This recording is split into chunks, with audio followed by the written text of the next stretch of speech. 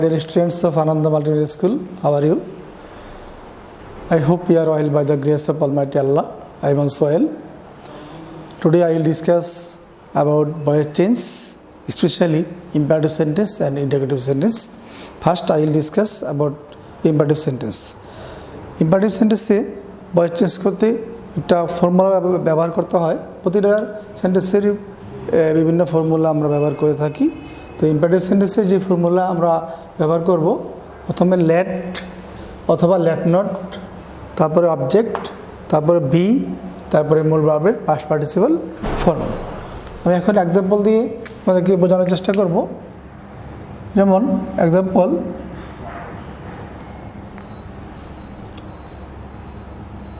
Open the ডোর। আমরা জানি imperative sentence বলতে কি বুঝি, পূর্বে আমরা শিখেছি আদেশ, উপদেশ, নির্দেশ ইত্যাদিকে আমরা বুঝিয়ে থাকি। যেমন কাউকে আমি অর্ডার করলাম কাম হিয়ার অথবা গো দেয়ার, ওপেন ইউর বুক, অথবা উপদেশ দিলাম do not tell a lie, always speak the truth. এই সমস্ত সেন্টেন্সগুলো হলো ইম্পারেটিভ সেন্টেন্স। তো ওপেন দ্য ডোর, দরজাটি খোলো। তো যখন আমরা প্যাসিভ ভয়েস করব তখন আমাদের ফর্মুলা ব্যবহার করব। যেমন প্রথমে আমরা প্যাসিভ ভয়েসের সময় লেট ব্যবহার করব, লেট। তারপরে অবজেক্ট, এখানে অবজেক্ট হলো দ্য ডোর। এই সেন্টেন্সের অবজেক্ট হলো দ্য ডোর। লেট দ্য ডোর,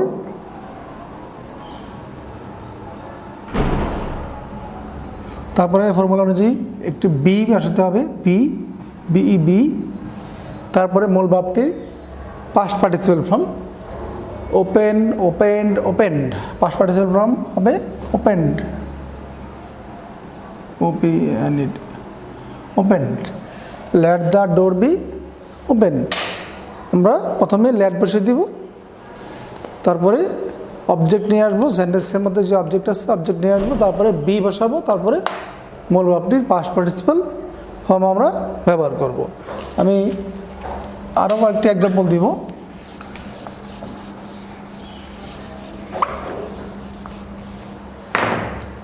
যেমন আমরা বলেছি লেট নট হবে কখন, লেট নটের ব্যবহারটি আমি বললাম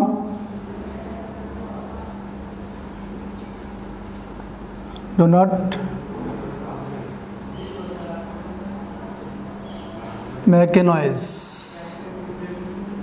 গোলমাল করো না। এখন আমরা যখন ভয়েস চেঞ্জ করব, প্যাসিভ ভয়েসে আমরা যখন এটাকে প্রকাশ করব তখন আমাদের ফর্মুলা অনুযায়ী লেট নট, প্রথমে আমরা বসাবো লেট নট, তারপরে অবজেক্ট, এখানে অবজেক্ট হলো a noise, let not a noise. তারপরে বি, তারপরে মূল ভার্বের past participle form make, made, made. Let not a noise be made. আমি আশা করি তোমরা বুঝতে পেরেছো। আমি আরও কয়েকটি এক্সাম্পল দিব, তোমরা অবশ্যই খেয়াল করবে।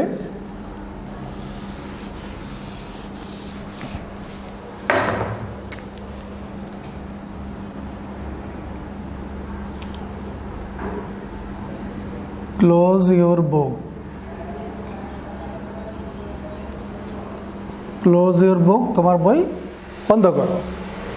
তো যেই ফর্মুলা আমরা লিখেছি এই ফর্মুলা অনুযায়ী লেট বসাবো, তারপরে ইউর বুক অবজেক্ট, তারপর ফর্মুলা অনুযায়ী বি, তারপরে মূল ভার্বের past participle form close, closed, closed. Present ফর্মে ক্লোজ, পাস্ট ফর্মে ক্লোজড, পাস্ট পার্টিসিপল ফর্মও closed. Let your book be closed. তারপরে আরেকটি ব্যতিক্রম এক্সাম্পল আমি আমাদেরকে দিব, if remain never. in the imperative sentence, then we have to use let never at the time of passive voice. Example, never tell a lie.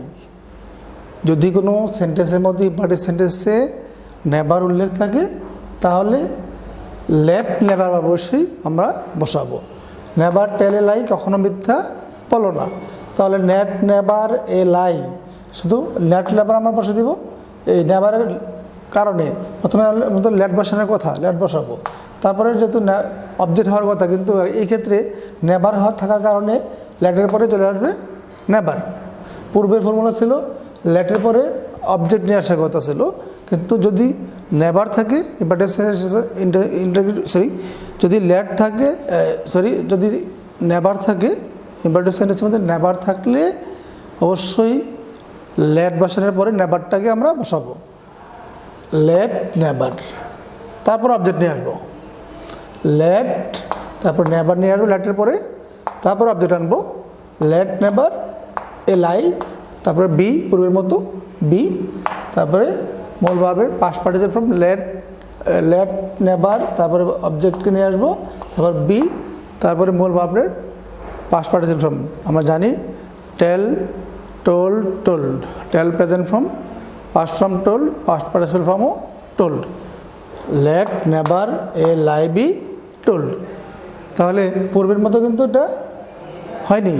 পূর্বের formula ছিল let plus object plus be plus ভার্বের past participle form ছিল। আর never থাকার কারণে কিন্তু লেটের পরেই never আমরা লিখেছি, লেট নেভার, তারপরে অবজেক্ট চলে আসবে, লেট নেভার এ লাই, তারপরে বি, তারপরে মূল ভার্বের পাস্ট পার্টিসিপল ফর্ম হবে। আমি আরেকটি এক্সাম্পল দিব ইম্পারেটিভ সেন্টেন্সের, এটা আরেকটু ব্যতিক্রম আগের চাইতে। যদি কোনো সেন্টেন্সে অ্যাডভার্ব থাকে সেন্টেন্সের প্রথমে অথবা শেষে, if remain adverb first and last of the sentence then we have to use last of the sentence that adverb. যদি প্রথমে বা শেষে অ্যাডভার্ব থাকে তাহলে প্যাসিভ ভয়েস করার সময় আমরা সবার পরে অ্যাডভার্বটিকে ব্যবহার করব। যেমন অলওয়েজ স্পিক দ্য ট্রুথ, এখানে অলওয়েজটা কিন্তু অ্যাডভার্ব, তা সেই হিসেবে লেট বসাবো আমরা পূর্বের অনুযায়ী, নিয়ম অনুযায়ী লেট বসাবো, তারপরে অবজেক্ট নিয়ে আসবো, let the truth B speak spoke spoken, let the truth B spoken. এখন যেহেতু আমরা নিয়মে বলেছি যে অ্যাডভার্ব থাকলে সবার পরে চলে যাবে, এই অলওয়েজটা সবার পরে আমরা ব্যবহার করব, let the truth B spoken always. আমি আশা করি তোমরা বুঝতে পেরেছ। এরপরে আমি তোমাদেরকে যেই সেন্টেন্সটি নিয়ে আলোচনা করব ইন্টারোগেটিভ সেন্টেন্স নিয়ে।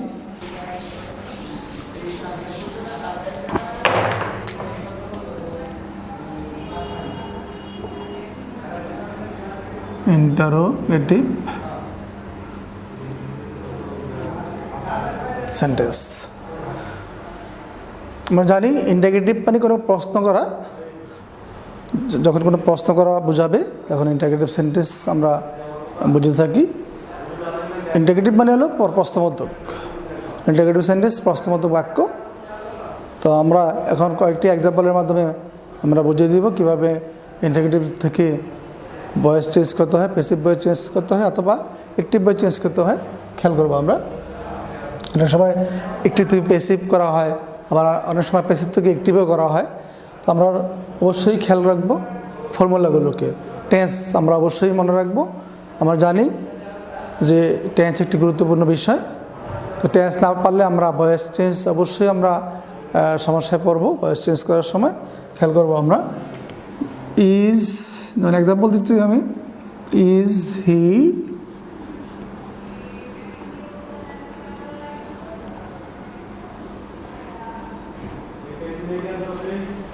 Eating rice. আমরা যখন ইন্টারোগেটিভ সেন্টেন্স থেকে প্যাসিভ ভয়েস করব, একটা সহজ পদ্ধতি হলো ইন্টারোগেটিভ সেন্টেন্সকে আমরা অ্যাসার্টিভ সেন্টেন্সে নিয়ে আসবো। যেমন এটাকে যদি আমি অ্যাসার্টিভ নিয়ে আসি, অ্যাসার্টিভ যখন আমরা করব, আমরা প্রথমে সাবজেক্ট নিয়ে আসবো হি, এরপরে অক্সিলারি ভার্ব নিয়ে আসবো হি ইজ, তারপরে আমরা মূল ভার্ব নিয়ে আসবো, তারপরে অবজেক্ট নিয়ে আসবো হি ইজ ইটিং রাইস। তাহলে আমরা লক্ষ্য করি এই সেন্টেন্সটি প্রেজেন্ট কন্টিনিউয়াস টেন্স। পূর্বের নিয়ম অনুযায়ী আমরা জানি ভয়েস চেঞ্জের সময় একটি ভয়েসের অবজেক্ট প্যাসিভ ভয়েসে সাবজেক্ট হিসেবে বসে। তো এখানে প্যাসিভ ভয়েস যখন আমরা করব তখন রাইস চলে আসবে প্রথমে। তোমাদের একটু জানার জন্য বলছি, যেহেতু 6-7-এর ছাত্ররা একটু নতুন, ভয়েস চেঞ্জের সময় তাদের অভিজ্ঞতা নাই পূর্বের, তো এখানে রাইস লিখতে 8টা স্মল লেটার হয়েছে, কিন্তু এখানে কেন ক্যাপিটাল হলো? আমরা পূর্বে শিখেছি হলো যে সেন্টেন্সের ফার্স্ট লেটার সবসময় ক্যাপিটাল লিখতে হয়, সেই হিসাবে রাইস লিখতে আমরা 8টাকে ক্যাপিটাল লিখেছি। অবশ্যই খেয়াল রাখবো আমরা যে নামে যখন কোনো অক্ষর হবে, মাঝে হোক বা সেন্টেন্সের প্রথমে হোক, অবশ্যই ক্যাপিটাল আমরা ব্যবহার করি। নামে যদি 3টি অংশ থাকে, যেমন মোহাম্মদ, যেমন আমার নাম মোহাম্মদ সেলিম সরকার, তাহলে এমডি, এমটা ক্যাপিটাল হবে, সেলিম লিখতে এসটা ক্যাপিটাল হবে, সরকার লিখতে এসটা ক্যাপিটাল হবে। তো নামের শেষে, নামের ক্ষেত্রে এটা হবে। আর যখন যে কোনো সেন্টেন্সই হোক, যে কোনো বাক্যই আমরা লিখি, তখন ফার্স্ট লেটার অলওয়েজ ক্যাপিটাল হবে, এটা আমরা স্মরণ রাখবো।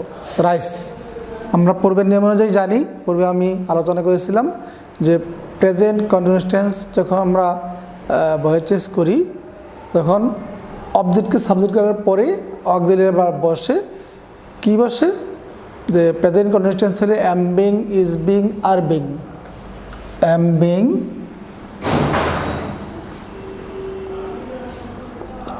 ইজ বিং,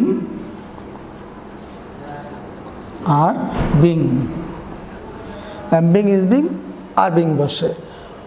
তো রাইস যেহেতু থার্ড পারসন সিঙ্গল নাম্বার, এখানে রাইসের সাথে ইজ বিং বসবে, রাইস ইজ বিং। তারপরে যে নিয়ম, মূল ভার্বটির past participle form eat, ate, eaten, by, আপনার বাই লাগবে। আমি পূর্বেই এই নিয়মগুলো দিয়েছিলাম। মূল ভার্বটির পাস্ট পার্টিসিপল ফর্ম করার পরে একটি বাই লিখতে হবে। তারপরে সাবজেক্টের পসেসিভ ফর্ম, হি থাকলে হিম হয়,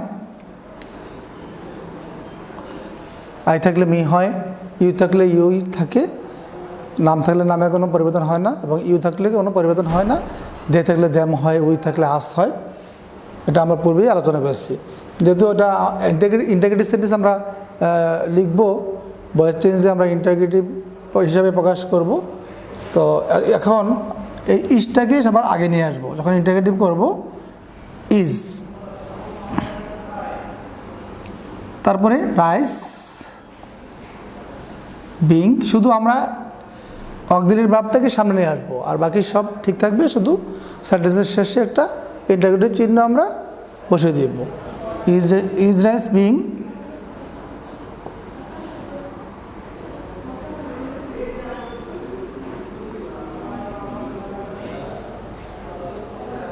তাহলে প্রথমে আমরা অ্যাসার্টিভ করব, এরপরে আমরা এটাকে প্যাসিভ ভয়েস করব।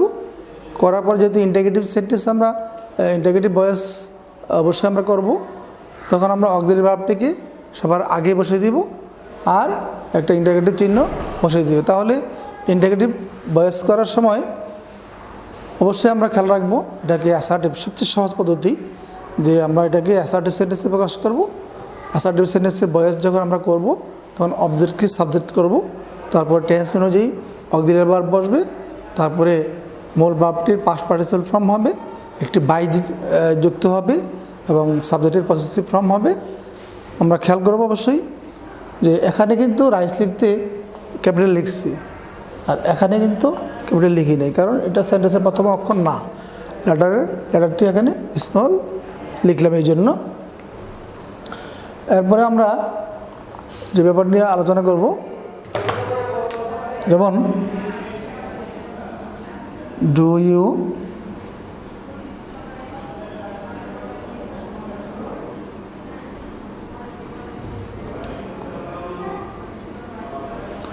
রাইট এ লেটার, এটা ইন্টারগেটিভ সেন্টেন্স। আমরা এটাকে অ্যাসার্টিভে প্রকাশ করব, ইউ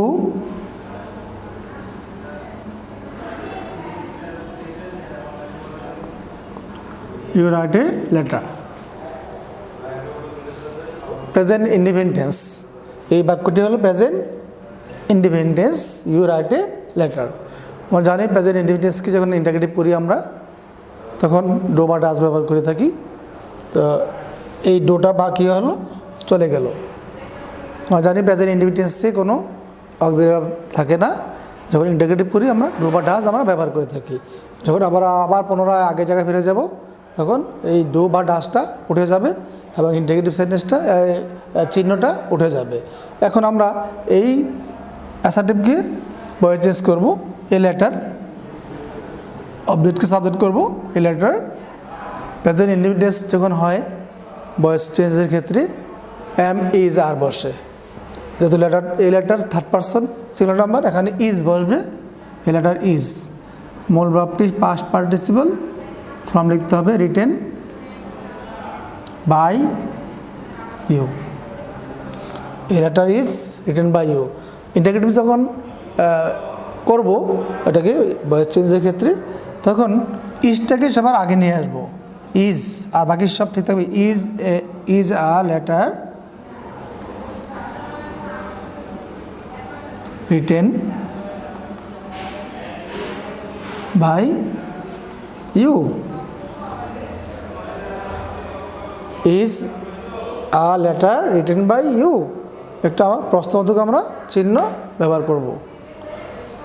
তাহলে সবচেয়ে সহজ যে নিয়মটি আমরা ইন্টারগেটিভ ভয়েস চেঞ্জের ক্ষেত্রে প্রথমে আমরা এটাকে অ্যাসার্টিভ করব, করার পরে আমরা পূর্বে যে নিয়মগুলো শিখেছিলাম যে অ্যাসার্টিভ সেন্টেন্সে ভয়েস চেঞ্জ করতে অবজেক্টকে সাবজেক্ট আমরা লিখব প্যাসিভ ভয়েসের ক্ষেত্রে, তারপরে টেন্স অনুযায়ী অক্সিলারি ভার্ব বলবে, তারপরে মূল ভার্বটি পাস্ট পার্টিসিপল ফর্ম হবে, একটি বাই যুক্ত হবে এবং সাবজেক্টের পসেসিভ ফর্ম হবে। আই থাকলে মি, ইউ থাকলে ইউ, হি থাকলে হিম, সি থাকলে হার, দে থাকলে দেম, উই থাকলে আস। নাম থাকলে কোনো পরিবর্তন হবে না, নাম থাকলে নামই বসবে। আর আরেকটি ব্যাপার আমি ওদেরকে স্মরণ করে দিই, অনেকে প্রশ্ন করতে পারে যে এখানে আইএনজি যখন থাকে মূল ভাবের সাথে আইএনজিটা কোথায় যায়। আমাদের শর্ত অনুযায়ী ভয়েস চেঞ্জের ক্ষেত্রে সবসময় আমরা মনে রাখবো যে মূল ভাবটি পাস্ট পার্টিসিপল ফর্ম অবশ্যই করতে হবে, তখন আর আইএনজি থাকবে না, এই জন্য আইএনজি চলে যাবে, আইএনজি বাদ যাবে। আমাদের শর্ত অনুযায়ী অবশ্যই আমরা খেয়াল করবো ভয়েস চেঞ্জের ক্ষেত্রে প্রেজেন্ট ফর্ম থাকুক, প্রেজেন্ট কন্টিনিউয়াস টেন্সে, পাস্ট কন্টিনিউয়াস টেন্স যাই থাকুক, যে কোনো টেন্সে থাকুক, মূল ভাবটিকে পাস্ট পার্টিসিপল অবশ্যই আমাদেরকে লিখতে হবে। ভয়েস চেঞ্জের নিয়মই এটা। আমি আশা করি তোমরা বুঝতে পেরেছো। এবার আমি পাস্ট ইন্ডিপেন্ডেন্স একটা এক্সাম্পল দিব। Past ইন্ডিপেন্ডেন্সের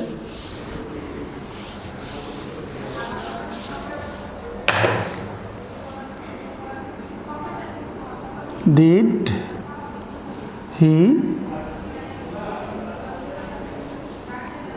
by a pen, did he buy a pen. এটাকে আমি যখন অ্যাসার্টিভ প্রকাশ করব তখন হি বট a pen, he bot a pen, সে একটি কলম কিনেছিল। আমরা জানি পাস্ট ইন্ডিপেন্ডেন্সকে ইন্টারগ্রেটিভ যখন করি তখন প্রথমে ডিড বসাইতে হয়, তারপরে ডিড বসানোর পরে মূল ভাবটি আবার প্রেজেন্ট ফর্ম হয়ে যায়। তো যখন আমরা আবার পূর্বের নিয়মে চলে যাব, অ্যাসার্টিভে চলে যাব, তখন মূল ভাবটিকে আবার কী করব, পাস্ট পার্টিসিপল অর্থাৎ পাস্ট ফর্ম করবো, পাস্ট পার্টিসিপল নয়, পাস্ট ফর্ম করবো। যেমন বাইকটা প্রেজেন্ট ফর্ম, এটাকে পাস্ট ফর্ম করতে গেলে বট হবে, সেজন্য হি বট আ পেন। যখন আমরা ভয়েস চেঞ্জ করবো এটাকে তখন এ পেন ওয়াজ। আমরা জানি পাস্ট ইন্ডিভিজুয়ালসকে যখন আমরা ভয়েস চেঞ্জ করি প্যাসিভ ভয়েসে প্রকাশ করি তখন সাবজেক্টের পরে অবজেক্টকে সাবজেক্ট করার পরে ওয়াজ বা ওয়ার বসে। A pen third person singular number হওয়ার কারণে এখানে ওয়াজ বসবে। A pen was bot, by লাগবে, হি থাকলে হিম। যেহেতু এটা ইন্টিগ্রেটিভ সেন্টেন্সের ভয়েস, আমার প্যাসিভ ভয়েস যখন প্রকাশ করব তখন শুধু অক্সিলারি ভার্বটাকে আমরা প্রথমে বসিয়ে দিব। এখানে ওয়াজটাকে এখানে বসিয়ে দিলে ওয়াজ, এটা চলে যাবে। তাহলে ওয়াজ এখানে একটা প্রশ্নবোধক চিহ্ন আমরা দিয়ে দিতে হবে। তাহলে ওয়াজ a pen bought by him. আমি আশা করি তোমরা বুঝতে পেরেছ। আমি আবারও বলছি, যদি ইন্টিগ্রেটিভ সেন্টেন্সে আমরা ভয়েস চেঞ্জ করি তখন প্রথমে যে নিয়মটি ফলো করব এটাকে অ্যাসার্টিভ সেন্টেন্সে নিয়ে আসব।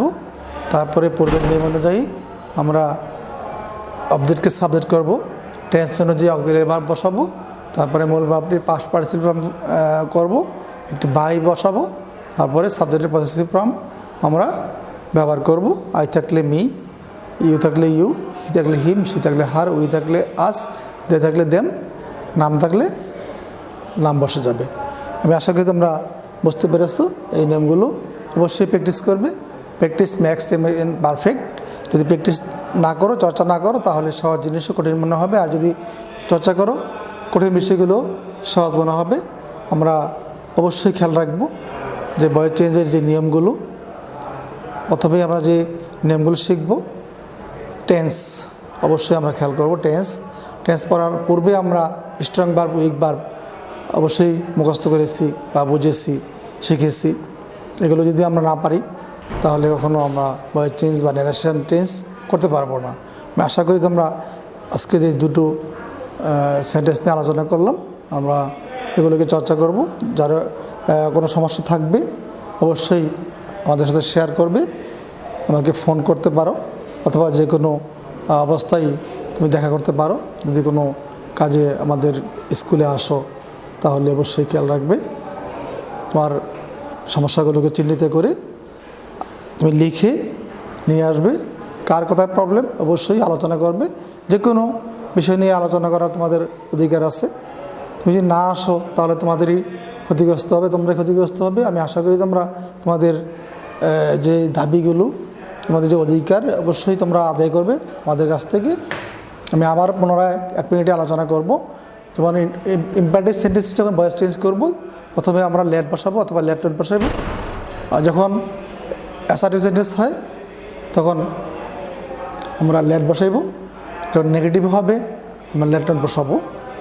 যেমন do not open the door, let not, এখানে লেট নোট অবশ্যই বসাতে হবে। আর যদি বলি ওপেন দ্য ডোর, এখানে লেট বসাইব। তারপরে অবজেক্টটা নিয়ে আসবো, তারপরে একটা বি বসাবো, তারপর মূল ভার্বের পাস্ট পার্টিসিপেল ফর্ম করব। আর যদি কোনো সেন্টেন্সে লেট থাকে তাহলে লেটে কোনো পরিবর্তন হবে না। যেমন লেট ওপেন ইউর বুক, এক্ষেত্রে কিন্তু লেট অ্যাক্টিভ থাকবে। লেট তো এমনিতেই নিয়মেই বলা ছিল যে লেট বসবে। যদি কোনো সেন্টেন্সে লেট থাকে, পূর্বেই বলা থাকে, তাহলে লেট আর অতিরিক্ত আনতে হবে না, লেট অ্যাক্টিভ হবে। এটা নতুন করে নিয়মটা আর আমরা এই ক্ষেত্রে কী করে ব্যবহার করব না।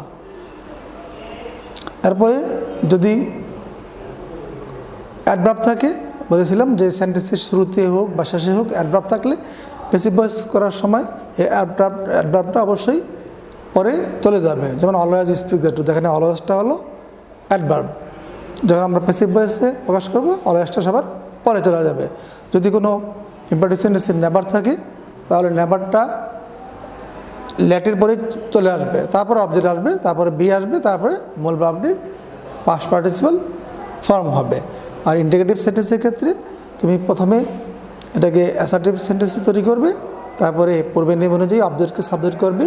টেন্সের যে নিয়মগুলো আছে অক্সিলারি ভার্ব ভয়েসের ক্ষেত্রে, present individually am is are, present continuously am being, is being, are being, present perfect have been বা has been, past individually was বা ওয়ার, পাস্ট টেন্স হলে was being, were being, past perfect হলে had been. এভাবে যে নিয়মগুলো আছে আমরা ব্যবহার করব।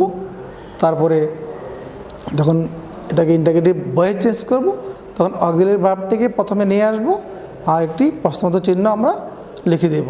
অবশ্যই খেয়াল রাখবো প্রশ্নবোধক চিহ্ন যদি আমি না দিই তাহলে সম্পূর্ণই ভুল। আশা করি তোমরা বুঝতে পেরেছো। আজকে আমাদের ক্লাস এখানেই সমাপ্তি করলাম। আবার দেখা হবে ইনশাল্লাহ। সবাই ভালো থেকো, সুস্থ থেকো। আল্লাহ হাফেজ।